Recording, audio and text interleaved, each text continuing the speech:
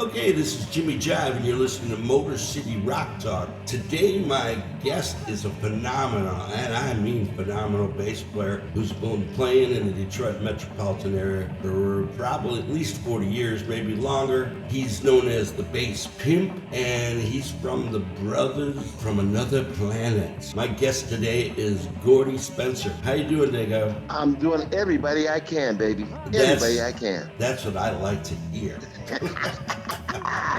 All right, tell me a little bit about where you're from originally and what got you into music. I know you play guitar too because I've seen a few of your videos, but basically where you're from and what got you into music. Well, I'm from Detroit, Michigan. I was born on a street called Magnolia between 17th and 18th, right, not far from Myrtle. I think they call it Martin Luther King Boulevard now. Mm-hmm. So the area I grew up in, everybody in our neighborhood just about played. You know, one of my brothers played guitar, my grandmother played piano and guitar. I got uncles that play, cousins that. Just about everybody in my family plays something.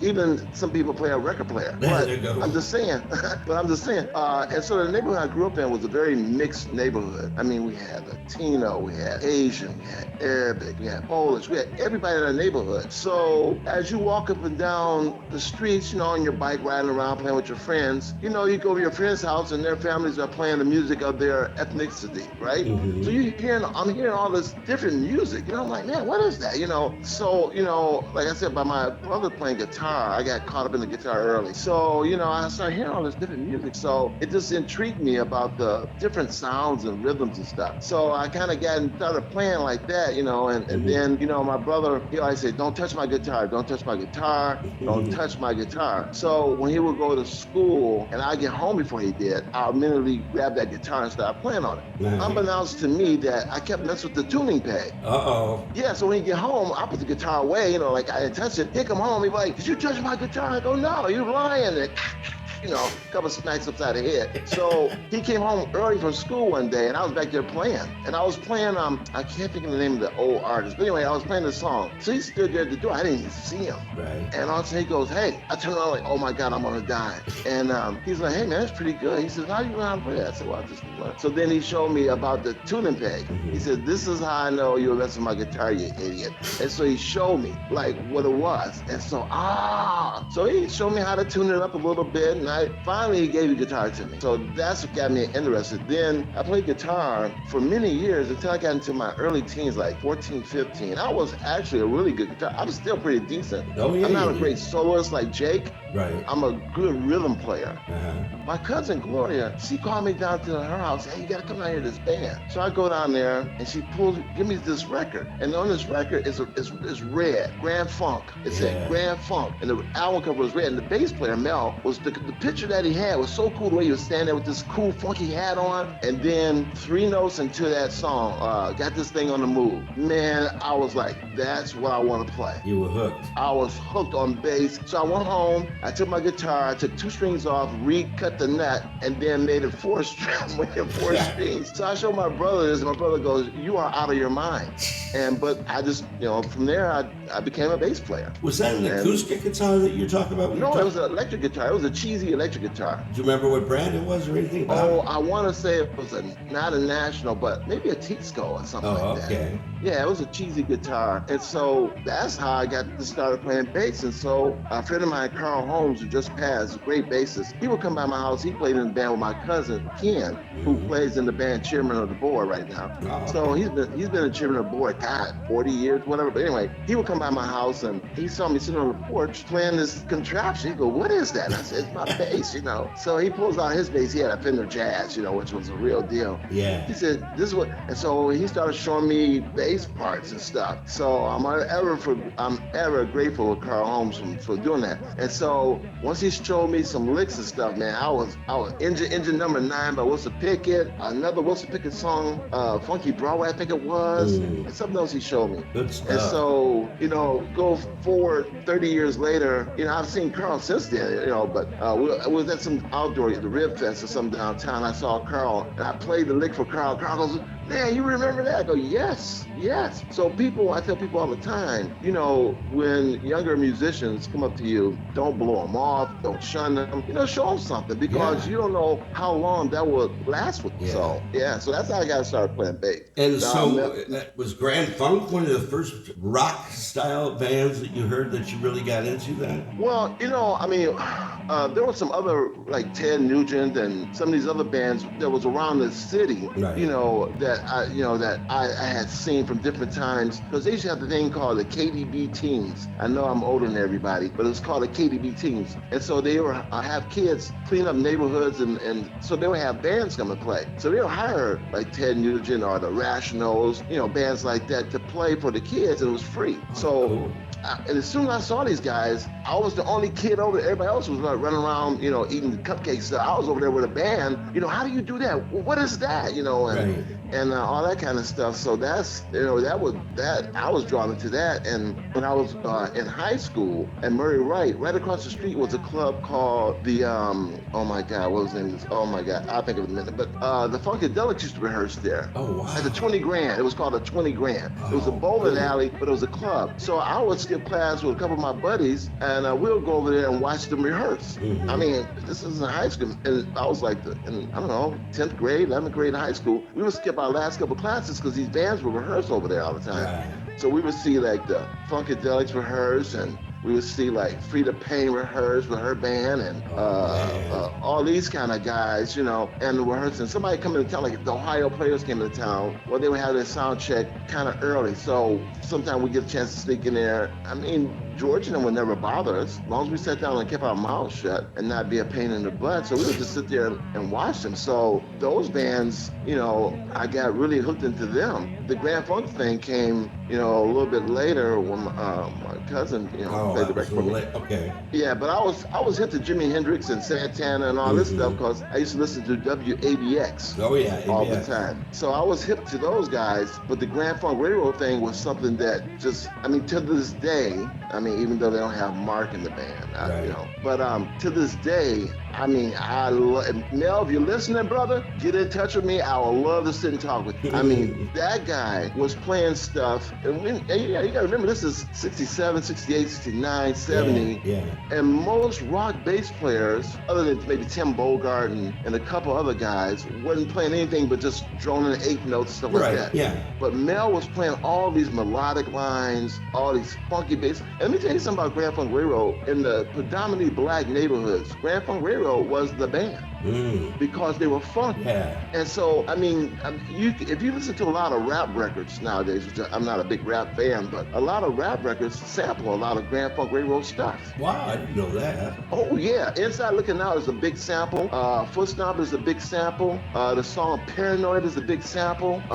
It's another one. Oh, my God. That's another one. I can't think of it. People That Stop the War. It's the bass line of that in the beginning is a sample. So, of course, everybody knew who, Jimi Hendrix was and Buddy Miles and all this stuff. But my thing was Grand Funk Railroad, Mel was just, this guy was just tone of his bass, the fluid lines that he played. He just wasn't going to do. He was getting it. He was getting it. I was like, this dude is awesome. Wow. So yeah, that's my guy. Yeah, I always loved Grand Funk too. That's very interesting. Were you into obviously you mentioned in the R&B groups. Were you into jazz at all? Because I see a lot of that you're playing. Were you influenced by any jazz artists? Yeah, well, Ralph Armstrong, a local Detroit bassist, phenomenal bassist. I was a friend of Ralph's, when I was probably 14, following Ralph around. And even at that age, Ralph was playing phenomenal stuff. He ended up playing with Mahavishnu Orchestra,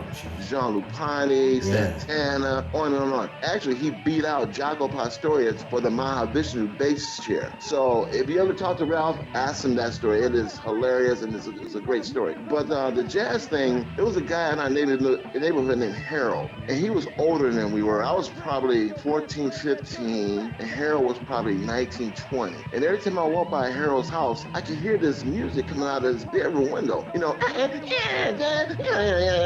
I said, I'm like, what the heck is that? So finally he was on the porch. I said, hey man, what are you listening to? He goes, oh man, it's bebop jazz. I go, what? So he says, come on in. So I go in and he started playing all this Coltrane, Bird, Miles Davis. And I was sitting there going, oh my God. I didn't understand too much the theory content of what was going on, with what they were doing, but I was intrigued. But like I said, by me living in the neighborhood where you heard anything at any time, I never had a closed ear to anything. So I was drawn to it. I'm like, man, what is that? And he's, oh man, that's Coleman Hawkins and all this stuff. I'm like, wow, it's like crazy. When I bought a record home, and I told my mother, I said, hey, listen to this. She goes, what is that noise? My mother said it sounded like mosquitoes fighting. So she was like, but she knew who, Charlie Parker was and all these, she knew who they were. Well, she just never got into that music. So I started listening to that from time to time. I would go over his house and sit there for a couple hours, and I said, just play me stuff that I should know. And he, oh man, you gotta check this out. Oh, you gotta check this out. And John McLaughlin, this one I heard, I was like, when the first time I heard John McLaughlin, I didn't even understand how fast he was. I thought Jimi Hendrix was the guy.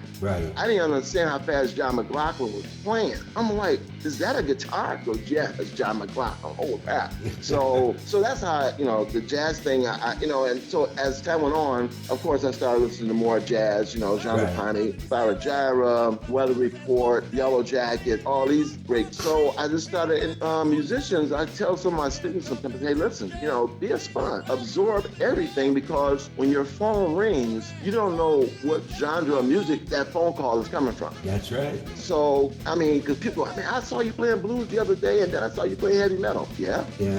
And so that's the thing. So in my playing now, yes, I incorporate a lot of jazz, fusion, bebop stuff, and it hopefully it fits within the context of what I'm doing. There's been times when I and the brothers were playing something, and all of a sudden I grab my fretless, and James Page, my singer, by the way, is a great bass player, a guitar player also, and so I'm playing this stuff, and he looks at me, he goes, all right, Jocko, and so we're playing this. We get this song called Country Joe. So it's a country song.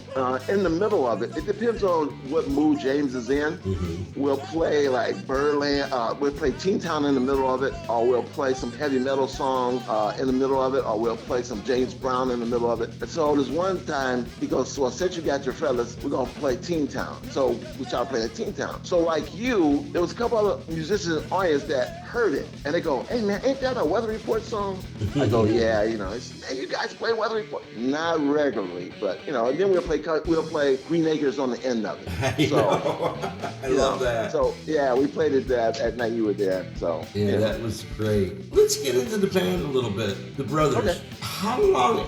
I mentioned in the intro, I thought it would have been about 40 years or so. How long have you guys actually been together? And is it the same lineup? Has that changed at all? Well, me and the band originally started in 1991. James and myself was in another band for 3 years prior to that, and so we wanted to do something different. So started the Brothers in '91, and yeah, it's changed over time. We've had different cat men, and once you're a brother, you're always a brother. So. We have had times where we have had guitar players or drummers that that wasn't in the band for 7 years or more, and they come back in town, or we run into each other, and then they come and do some shows with us. So we always try to keep it open like that. Jake has been in the band, I want to say a good 30, maybe a good 30, 28, 30 years. So he's been in the band for a long time. Now the band you saw the other night was a different band because James, our singer, his appendix ruptured. So about a week or so before the show. So we got a friend of ours named Chuck that, to play drums. So we just kind of, did our thing, as innocent bystanders. But so drummers, we've had different drummers. Keto is our drummer right now. Excellent drummer. We've had like Bob Dotto, Vince. We had a bunch of different drummers, from time to time. Right. And they all, like I said, anytime, like if some reason Keto can't make it to a gig, it's always open enough that we call one of the guys that we did it for, before, and they come in and do the show and that kind of thing. So, and like I said, me and James started this in '91, and so in the band me and James in before, kind of like a P-Funk tribute kind of thing, you know. Excellent band, but we wanted to do something else. So at rehearsals we'd be, hey, I got this lick. Hey, James, I got this lick. So we started, putting these licks together and putting them on tape. Remember tape? So I put them on tape, and then James would come over to my house and we'll start working on these things on the side and stuff. And then when I was out of the band, and then James left the band like a week or two later, then we got together and started doing the Brothers. So Jake was in another band, and we happened to see Jake at Gordy's guitar show. I don't know if you've ever been to Gordy's guitar show, but it was the very first show that he had at State Fairgrounds. So our guitar player at the time, Lance, excellent player. This guy could play anything at any time. But as he was getting married, his fiance was like, either the guitar or me. And I told Lance, hey man, always go for your guitar. but Lots of women out there. Oh, yes, lots of women, man. I mean, but so we were looking for a guitar player, so we ran into Jake at Gordy's guitar show. He was playing with his band. He said, oh, this guy's interesting. So I just walked up to him right as they got through playing. I said, hey, man, you want to join a real band? And he's like, real band? What? Oh, yeah, I did it in front of his whole band. But I said, hey, man, you want to join a real band? So he's been in the band ever since. And he was, a funny thing with Jake, I mean, as you saw him the other night, he was very animated and stuff. Jake used to just stand there like a robot and just play, We're like, hey, dude, you got to start running around, because me and James would be running around, doing all kinds of retarded stuff, and I shouldn't say retarded, goofy stuff, walking around, jumping up and down and stuff. And so now we unleashed Captain Crunch Monster, so he's always running around and doing goofy stuff too. So that's awesome. Yeah. So did you guys, as far as that show, I don't remember you guys very many, if any, originals. I know you said your singer and all that had his appendix ruptured. Was that why you went under a different moniker and kind of just played it by ear? That's exactly why. Yep. Because we had known Tommy and those guys. God, we had done shows with Tommy and those guys for almost a decade or more. I mean, I know Tommy when he was young. But so that particular thing, and it happened so quickly that we just had to, hey man, this is what we got to do. We knew Chuck plays in our other band, the Innocent Bystanders, so we knew a bunch of covers and stuff. So we did them differently. We played everything. We always try to say when we do covers, we try to think. So if we do, like we did a Funkadelic song, I think it was. So we try to think, okay, what would Van Halen, what would the Chili Peppers, what would Sly Stone and James Brown do to the song? That's what we did. So if you notice that any element of the covers we did, they were harder, funkier, and louder. Oh, definitely. You had a great edge on all of them. So do you not normally sing lead vocals? Does Jake not normally sing lead vocals? No, we don't. No, we always background vocals. Oh, okay. And so now all of a sudden we're doing lead vocals, which I guess normally in the Brothers. Now in the Brothers, I was singing lead vocals on Roller Coaster, Free Bird. You guys do Free Bird? Yeah, we do a funky version of Free, and it all happened by accident. Oh, I'd love to have heard that. Who was the guitar player from Gary Rossington or Gary Rossington? Yeah, he was at he wasn't there for a brother show. He was at this festival that we were playing at. He was playing with somebody else that day. And as a joke, we used to do Freebird. Jake would start playing on guitar, and I would just start singing it. It was these, obscure lyrics and stuff like that. But this particular day, Monique, who was our drummer at the time, she started playing this beat to it. So I just started playing the bass line to it. And then we just started doing this funky version of it. And after the show, this tall dude comes up to me and goes, hey man, I'm like, oh, hey, how you doing? He goes, that's our song. I'm like, that's our song. Then he told me who he was. I'm like, oh. I said, Jake, you know who this is? Jake goes, yeah. So he was like, he gave us a thumbs up and said, man, that was the funniest shit I ever heard. And so, we were like, cool. So, yeah, that's, and what else I sing? I sing something else. Jungle Boogie. Cool. And we played that night. Yes, you did. And I love like you said, the edge you put onto it. It still had the funk and all that, and had the groove and the danceable parts and all that, but yeah, he gave it a little bit more edge to it with his guitar playing. And of course, you guys were doing Hendrix, which I wasn't expecting. The Green Acres thing just blew me away, because my band back in the day, we used to do stuff like that. We used to do Green Acres, you know, just for fun. I mentioned to you one of the songs I thought that would have been kind of funny to do was Moving On Up from the Jeffersons. Hey, listen, just the other day we were talking about that. That's on our list. Yep, John. It's on our list. Yeah, because we did that and people always just went, what the hell are you guys doing? Yeah. But you guys at your level, because you could funk it up and put a little metal to it, a little bit of this and that, and fusion, that would just, I think, blow people away if you did something like that. Yeah, we haven't decided what we're going to do with it yet, but we were listening to it. I want to say today is Sunday. Yeah. Maybe last week sometime at a rehearsal, we were writing some songs. And you know, here's another little funny Voodoo Child story. So we're in the Black Rock Coalition, which is originated by Vernon Reed and those guys from Lemon Color and Fishbone and all those. So somebody sent Vernon Reed and them a video of us. God, this is like in the late 80s, early 90s. Oh, I'm sorry, early 90s. And all of a sudden we get a call from them. And so we started coordinating with them, and they had us come out to New York, and we would play at CBGBs and a bunch of stuff with other BRC bands and Sinister Dane and all these bands and stuff. So they said, hey, we're going to send you guys down to Austin, Texas for the South by Southwest show.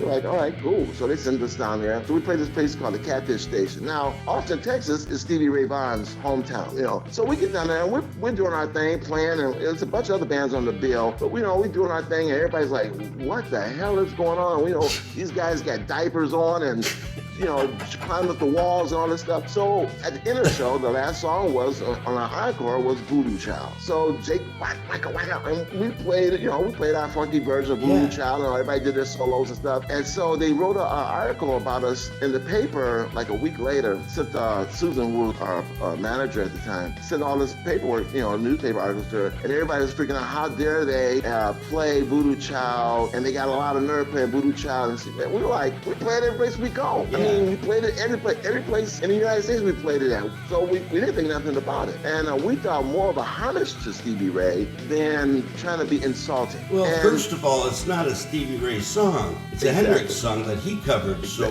what's the issue there? Well, you know, it was in Texas, and, you know, and all of a sudden we played this stuff, and probably like they never heard it before, and all this stuff. And you know, so it was cool. I mean, the guy didn't say anything bad about the show, but it was just kind of like, we obviously didn't know. And so when we went back, like a year later, or 2 years later, so we did an interview with College there on their radio show, and so we mentioned it. And so soon we got ready to do the show, soon we came out on stage, first day everybody started yelling, Voodoo Child.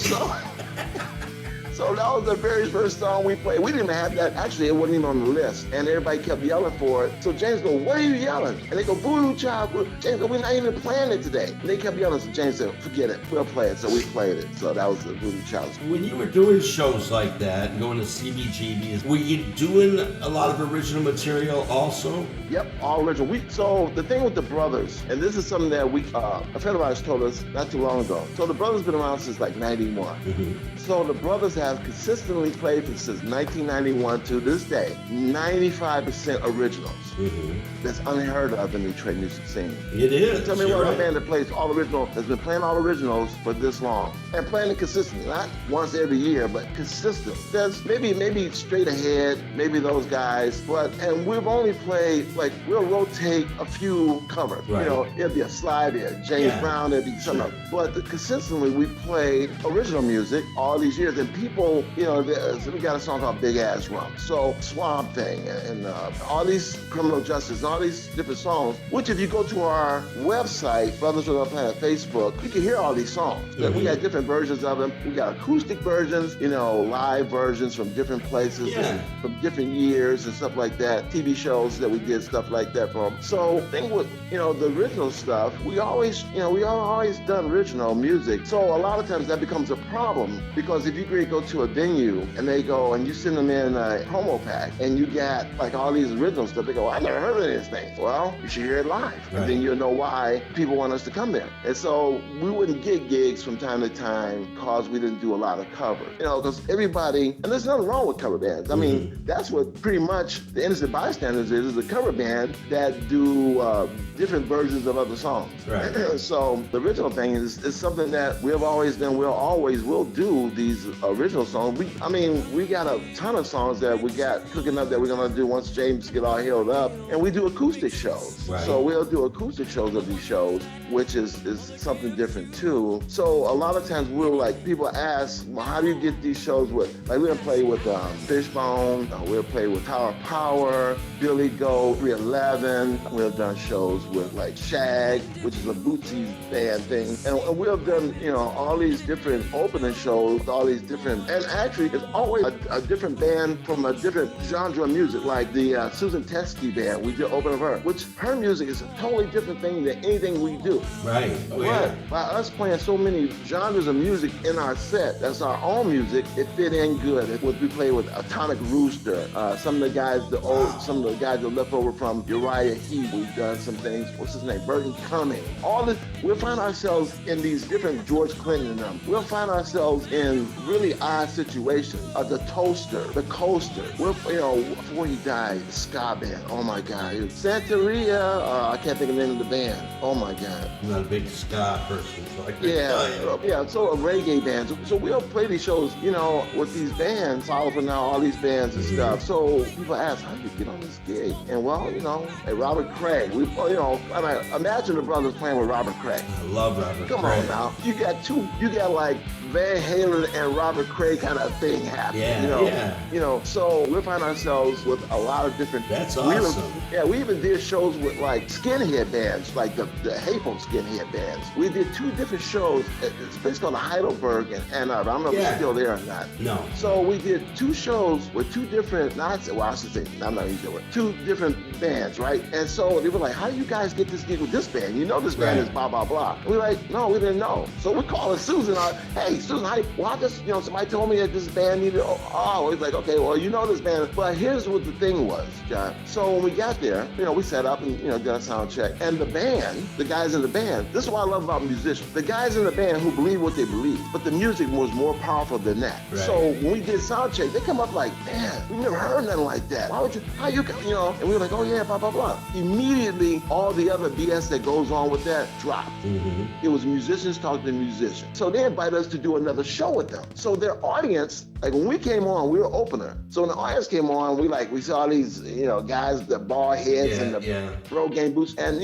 flipping us off and stuff. By the 3rd song, they were slam dancing and moshing. When you play with bands like that, like you're saying, you play with different genres, Robert Cray or type bands, would you then adjust your song list as far as your originals and maybe a few covers to fit that, or would you just pretty much throw it down whatever way you want it? Well, it was pretty much up to James most of the time because, he'll write out the set list and he'll ask us, he'd say, hey, should we alter anything? Or, so by Robert Cray being more of a blues guy, we did Red House, we did Born Under the Bad Sign, and we played our originals, but we played them a little more subdued. So we'll, change the approach to the song. When we play like with Indian Irie. Now, Indian Irie is, you can't get to the farther other side of the musical spectrum than Indian Irie. So we knew we go, oh God. So we decided to play acoustic that night. And everybody was like, she told us that. Everybody kept telling me, you guys are gonna blow the roof off the place. And you guys come up, we played acoustic. We played our thing, but we played acoustic. And we played with more aggression and stuff than normal. And so it fit. So we'll tailor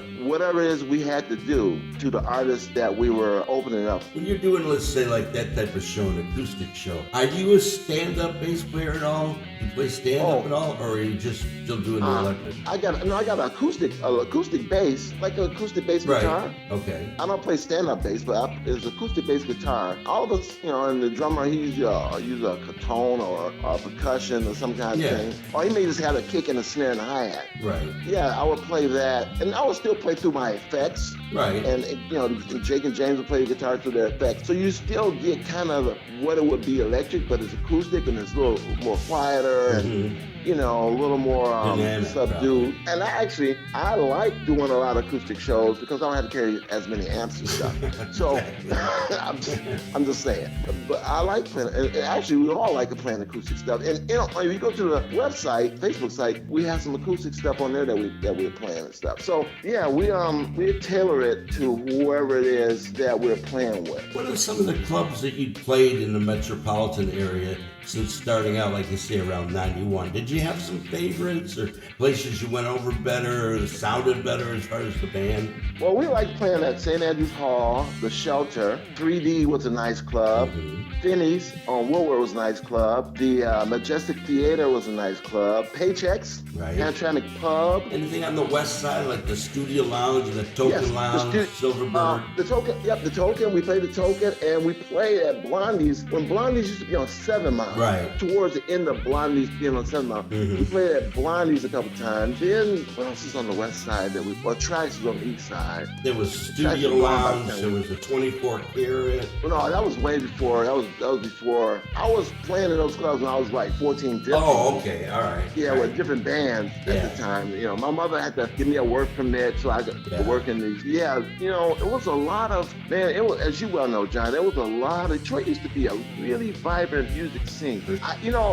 So now I think it's trying to come back. I mean, I see some clubs opening up, but one of the things that we noticed when we were to play out of town, their music scene like Nashville and Chicago, Milwaukee, Atlanta, even Denver. Some of these places we played at had big music scenes, and we just couldn't understand why Detroit, and I'm not knocking Detroit, don't get me wrong, why Detroit couldn't get it together. One of the things we played down in the Carolina was a whole thing about music. It was one of those things that when we go out of town, people were very open, very welcoming of bands that came out of town. When we come back to Detroit, it's like, we know those guys, whatever. And it was kind of those things. So we played in Seattle one time, and it was kind of one of those things that it was early in the Brothers thing. So it was me, James, I think Lance, and then we were in Seattle, Coma, I think it was called Coma. Their whole music, this is before they had the big grunge thing happen. Right. And you could tell there was something going on because everybody, every corner you went to, there was a club that was playing live music, like New York used to be. And so we didn't, we're like, oh, cool. And even in Austin, when we played down in Austin for the DRC thing, right down the street from us was a Young John Legend playing. The same day we were playing. We were walking down the street and this guy comes out and he was a young kid, and I don't know how we even got in a conversation with him, but he's all right, John. And about, we didn't think nothing about it, kept on walking. And we ran into, it was a band called Bad Mike 21 that was down there. Sponge was down there. And Sponge used to be Loud House, right? Right. Okay, so we had the same management for a few years at Sponge. A guy named Dan West. I don't know where Dan's at now, but we had the same management. So we ended up doing a lot of shows with Sponge. And I remember going to Kalamazoo, Soda Fountain or Soda something. Soda, oh, it was a big place. And so, they were kind of behind with the music scene that was going on in Detroit. So a lot of bands they had were trying to get out of Kalamazoo. And I said, well, just try it out, make a call somebody. And, like Ann Arbor was another great music place, even though it was small. Play at Blind Pig and Heidelberg and all these places.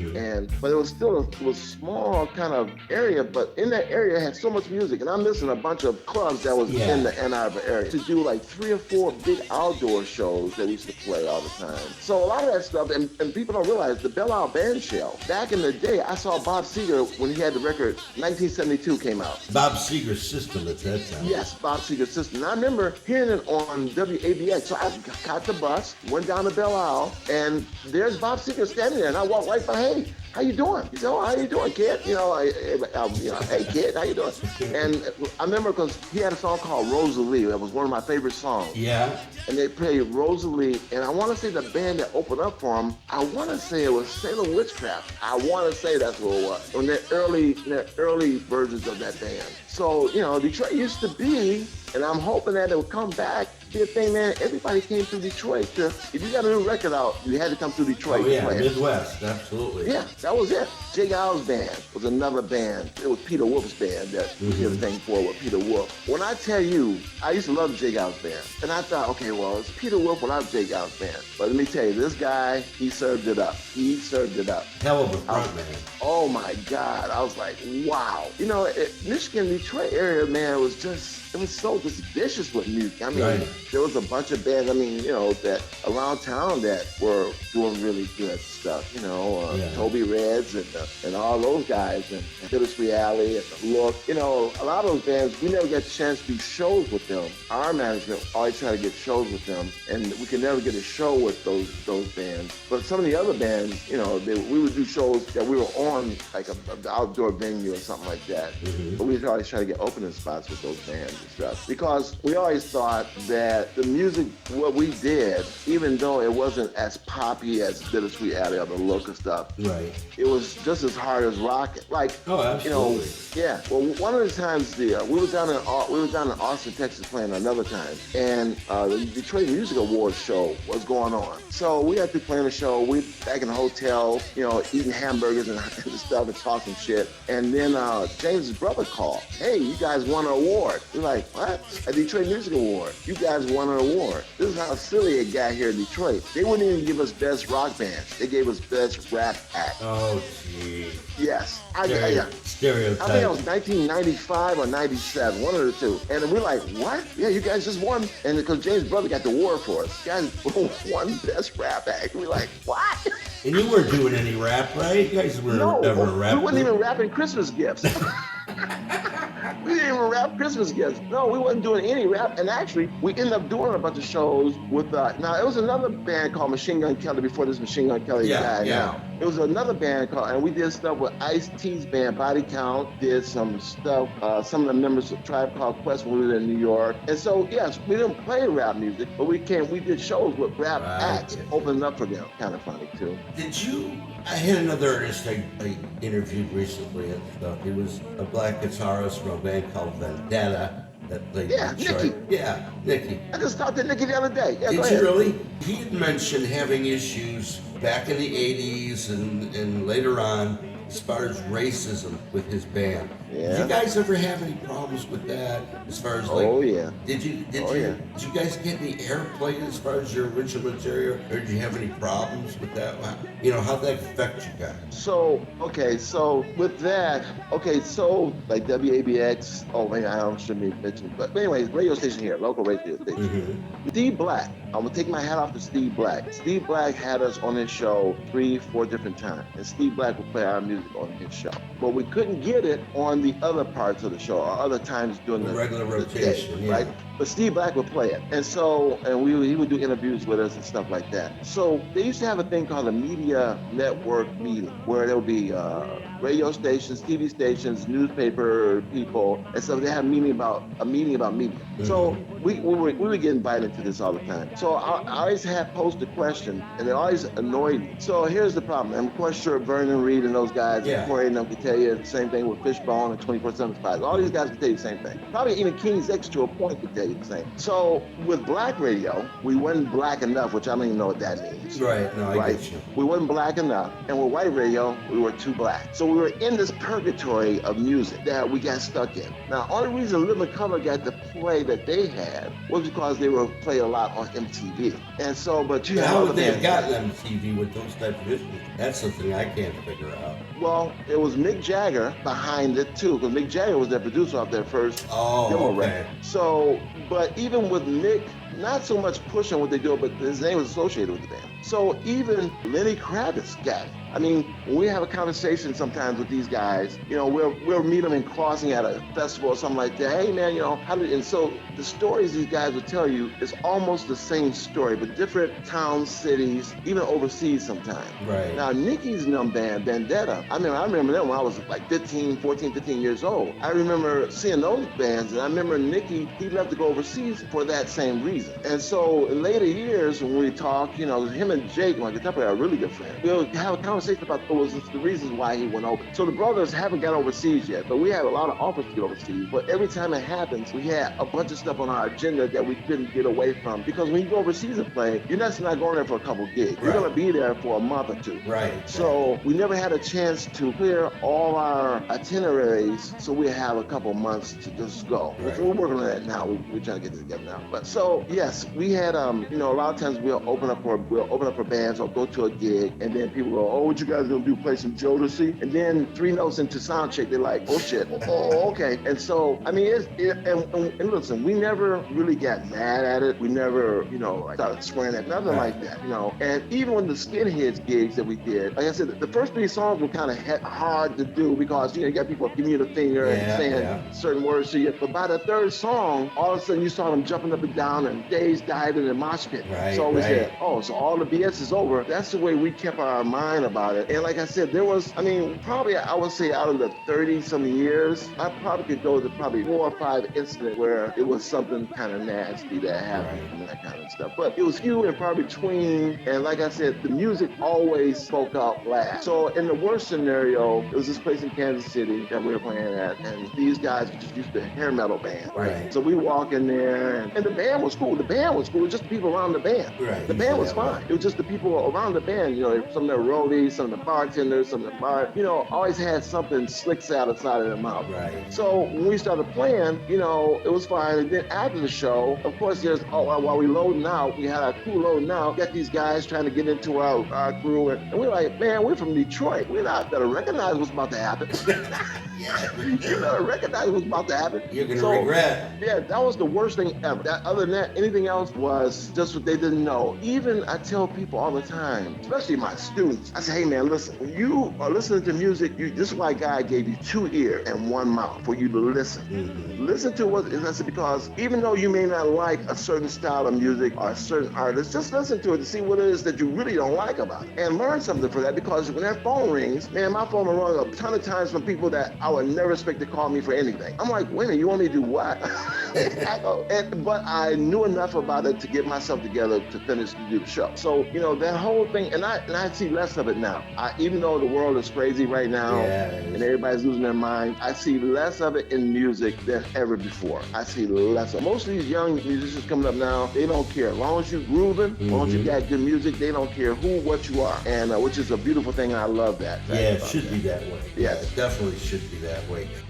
Thank you for speaking with me today and kind of understanding a bit of what I'm trying to do here. This show is basically, I'm just trying to put together a time capsule for people of our generation and for younger generations to kind of understand what went down in this city and the bands that played in the city and the artists like yourself that are still out there kicking it. Because I give kudos to anybody that, for my generation, I'm 63, that's still out actually playing live, trudging it out there, doing it, man. It's like, keep that alive. As long as you've got the God-given talent to do it and the strength to do it. Keep doing it. But I love it. I just want to say thank you so much for talking to me today. I've learned quite a bit. You know, you talk about me educating people. I love artists like you that can come out and educate me and turn me on to stuff that I do. So, well, I'm glad you're doing this, man, because this needs to be done. I mean, so we don't lose it. Because a lot of us are disappearing, and make sure this information is not being lost. Yeah, we're not getting any younger, right? No, sir.